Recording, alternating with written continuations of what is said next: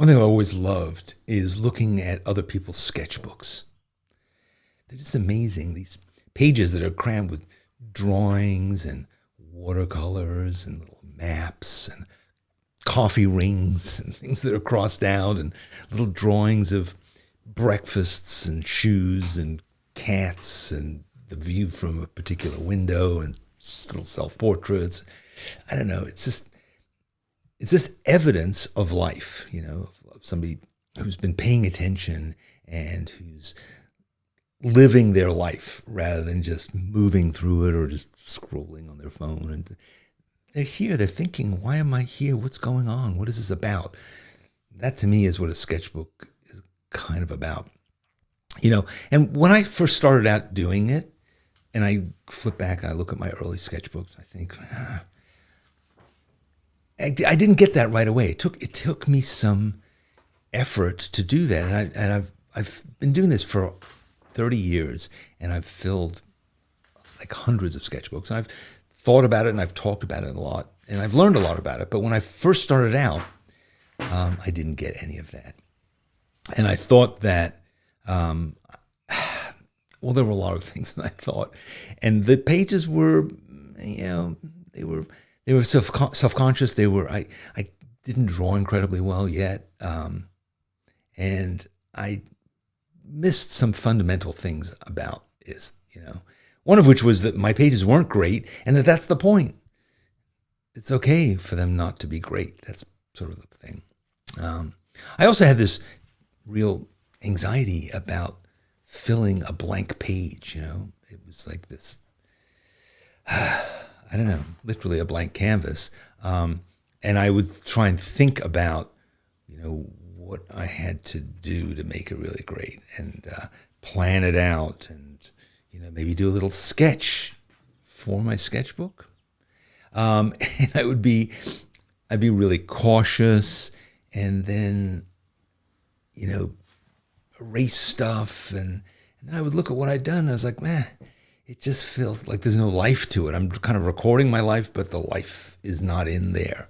And the real reason that things turned out that way when I started out was because I had the whole thing completely backwards. The sketchbook isn't the place where you put your good work. It's the place where you find your good work. You find what it is to be good at this. And you do that by making things that you don't like. We look at these published sketchbooks. I've published a lot of my sketchbooks. I've made these kind of books of collections of amazing pages by other people. And you look at them and you think, well, every page is brilliant, but that's what's published in a book. That's not really real, That's like saying, somebody just sits down at the piano and is able to sing an incredible song, and it must be because it's on a record. That's just not how it works. It takes a lot of screwing up to get somewhere good. And that's what I would say to you or to myself when I was starting out. If I could hop in the old time machine, I would say it's okay to make a mess. In fact, making a mess is the most important part of it. And sometimes you do it deliberately, and sometimes making a mess happens because you're doing something that you don't think it's really going to work. It seems, and then you do it and you see what happens. Or sometimes you think you know how to do something and you start doing it, and then it turns out, it didn't work. That wasn't the right way of doing this particular thing. But now you know how not to do it, which is part of learning how to do it. A lot of the things that I started doing also happened because of accidents. I started out doing something well and then knocked some ink over it, or my pen leaked, or the proportions kind of completely got away from me, and the perspective is all wonky, or I tried to do something, and then in frustration, I would do some other thing, and then, hey, actually that thing is the best part of this. The accident sometimes is the idea, and I just didn't know that when I started.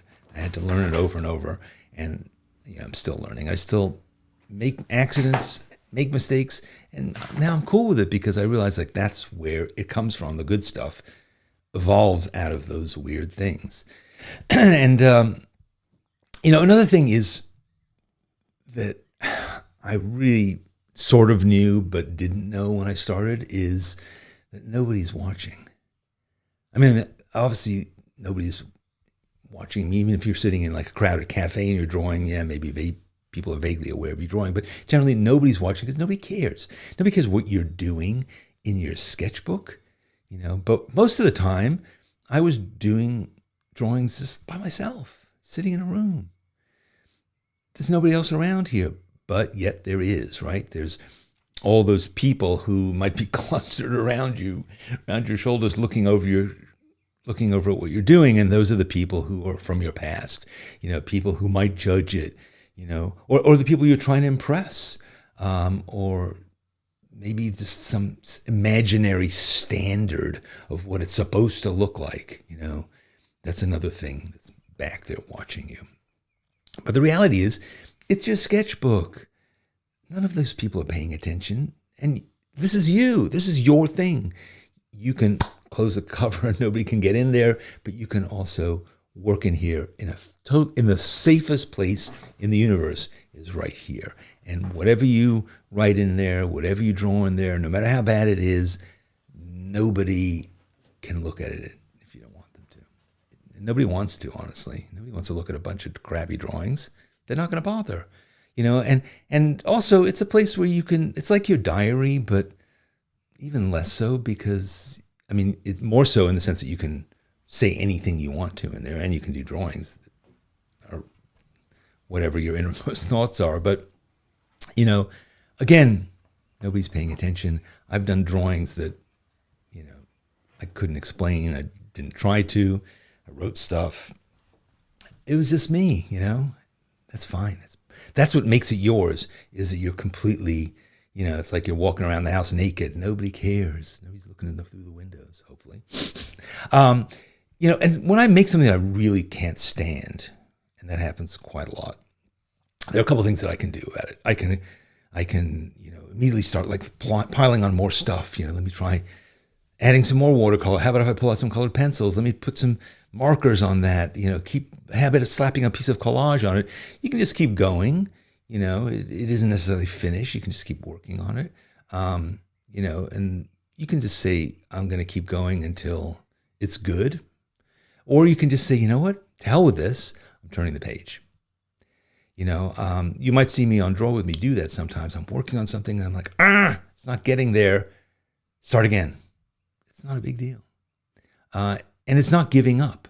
Sometimes you just say, you know what? It's not worth the effort. I'd rather start again. And you can. Your sketchbook is full of empty pages and clean sheets, real fresh opportunities to start again. And this bad page it's just a page. But sometimes I'll do that and I'll say, ugh, this is a disaster. And then I'll come back to it a while later and I'll say, you know what? What if I try this with that? Or I'm just like, listening to music and I start just doodling on it. And suddenly, it's okay. It's getting better. You can do that. You can come back to your drawings that you did last week or last month or last year, and you can come back and you can go, oh, you know what? Now I've figured out some stuff that could help that old version of me, and say, you know what? Try some red here. Hey, in those days, you didn't know about watercolor markers. Now this would be the perfect way to do it. Oh, now I have a really good white pen. I can put in a highlight in that eye and suddenly it comes to life. The past version of me left something that was raw material for the present version of me to work on. And the present of me is making some disaster that the future version of me can fix. It happens more than you'd think. It isn't that you've abandoned this drawing. It's just waiting for you to be ready for it, Another thing, and I remember doing this as a teenager, I'd sit and think like, what am I going to draw that's going to be important or worth my time? I'm going to do David Bowie because he's really cool. And if I can do a great David Bowie drawing, people will be impressed by it. Or I'm going to make a statement about our times. You know what? No. I wasted a lot of time on doing that. And what I eventually figured out, and my sketchbooks have been the key to that, is my subject is my life. Half-eaten sandwich, my dog taking a nap, a building in my neighborhood, things that I've looked at 10,000 times. But those things are actually better subjects than if I'd gone out and hired a model or built some tableau or done all this research. For me, at least, drawing is going to help me to see my life, not to just kind of gloss past experiences, see everything on my phone, but instead to say, let me actually see my life. Let me actually see what kind of a morning it is by the light that's hitting my coffee cup. Let me just draw my shoe, because the wear and tear on that shoe are the miles that I put upon it. Those are the life experiences that I've had. And, all these things help me to see better. And when I can see better, well, that's the whole point. I'm living a life that's conscious. That's more important than doing some incredibly momentous, pompous, academic thing. I've had that experience many times. I go to life drawing classes, and then I'm like, why do I have all these drawings of these naked people I've never seen before and will never see again? What am I saying about that? And as a result of this, I've come to this point where I've accomplished something with these drawings that's really different than, well, it's not at all anything that I thought I was going to do, which is I've made books that are my life. I'm sure you've had that experience. You're scrolling through old photos on your phone and you're like, oh, I forgot about him. Or, oh, I forgot when we went there. Or, oh yeah, that restaurant, we should go back there. Well, your sketchbook is kind of like that, but deeper and more personal, more profound, because you can flip through and you time hop back to that moment when you did that drawing, and you're like, oh yeah, that was great. Or, oh yeah, that was, whatever it was. You're recording the events, but also you're recording how you felt about it and how long you spent experiencing it and what you noticed about it. And all these time periods where you would have lost that time. It would have pushed past the river that's ever flowing. And instead you get to re-inhabit that moment. And when you look at a drawing that you did in the past, you're not only looking at the thing that you drew, but you're summoning back all the feelings that you had at that moment, because the memories that you have of that moment are so deeper and more rich because you were making art in that time. So they become this sort of self-portrait, and you can see yourself at that moment. You can see, oh, I was willing to take that risk in doing it, or I was afraid, or I was being self-conscious, or I was distracted and bored, or I was in pain in some way. I can see myself going through times that are darker, or that are looser, or that are more optimistic, or that are more frayed and cramped. The sketchbook was recording of these things that I wasn't even aware of at the time. But now I get to step back and go, oh, that's what was going on with me then. And I'm going through a similar thing now. Or, oh, I'm no longer going through those things. I can see myself and how I've changed. Yeah. Another thing is also making art like this has become just something that I do. It's just something that I do, like making coffee, flossing, walking my dogs. It's not a big artistic statement. It's just a thing I do. And if I have a few minutes, pull out my sketchbook, do a drawing, and the pages accumulate. Sometimes I'm very intentional. Sometimes I'm giving it a lot of time. Sometimes I'm really consciously experimenting. Sometimes I'm just hanging out. I'm watching TV. I'm talking to a friend, and I'm just doing it. But over time, I'm creating this thing, and this, I don't know. It's a habit of just paying more attention to my life and being present. And that's the thing, is you're not just filling a sketchbook so that you can go off and do some other drawing better.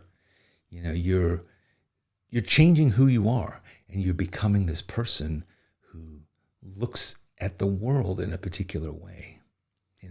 You're different from everybody else.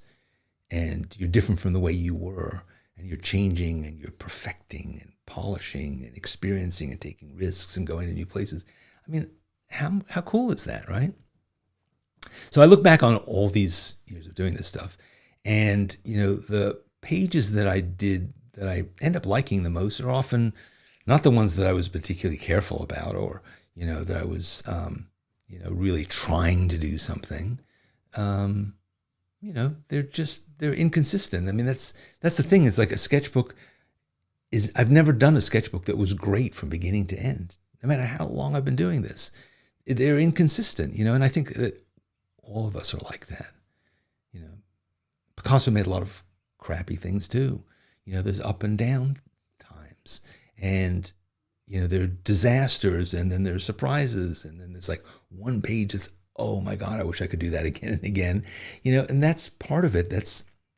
That is who we are. We're never perfect all the time. Sometimes we get close, and then the next day, for no good reason, it's like watching some incredible athlete, and you go, what happened? They're usually so great. They just had an off day happen.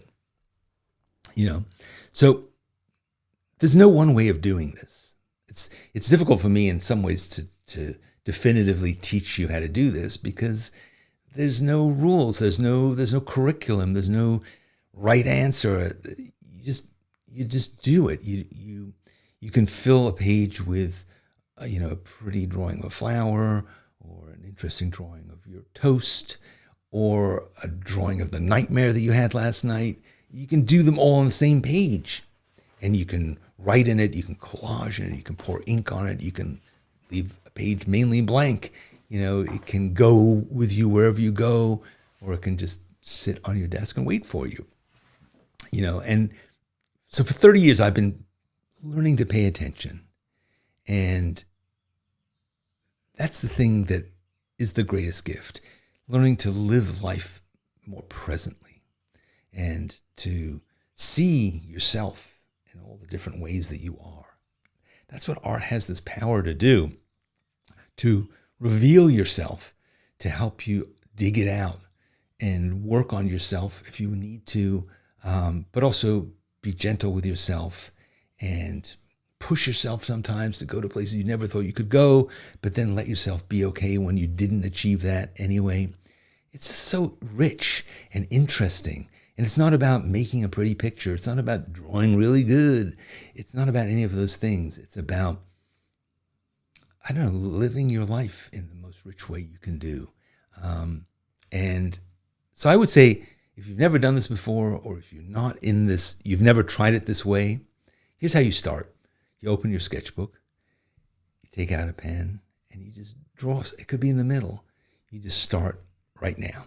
And the rest of it, you'll figure out as you go, just like I have. I'm nothing special. I'm just a guy who's been doing it for a long time. And one day, you will become a person like that too, if you want to. And I think you'll enjoy it if you do.